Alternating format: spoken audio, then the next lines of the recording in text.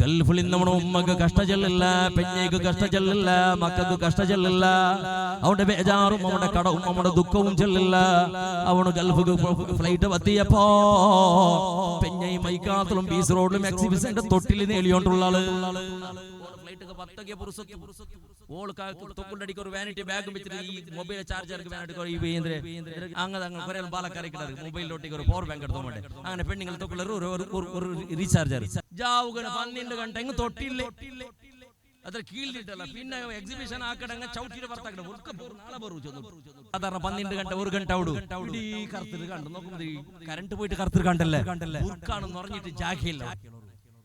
ഗൾഫിൽ നിന്നുകൊണ്ട് പെഞ്ഞവർക്കളും ചുത്തൊക്കെ പോവേ നിന്റെ മാപ്പിളുടെ കഷ്ടപ്പാടത്തിന് ഒരു നാളെങ്കിൽ പോയിട്ട് നിന്റെ മാപ്പിളോട്ടേക്ക് ഗൾഫിൽ തീക്കണം. ആ സാധാരണ ഗൾഫിൽ നിന്ന് പാലക്കാരൻ ചെല്ലേണ്ട ഒരു ക്രമമുണ്ട്.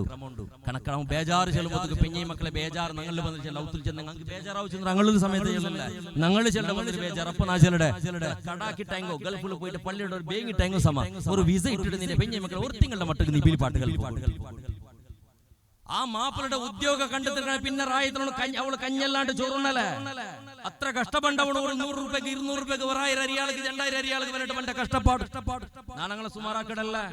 അത്ര അധ്വാനിക്കെടുത്ത് ഞങ്ങൾ ഒരേ ഒരു ഉദ്ദേശം എന്തിനടി കേട്ടെങ്കിൽ ഞങ്ങളെ മക്ക പെഞ്ഞി മക്ക റാഹത്തിൽ വേണം.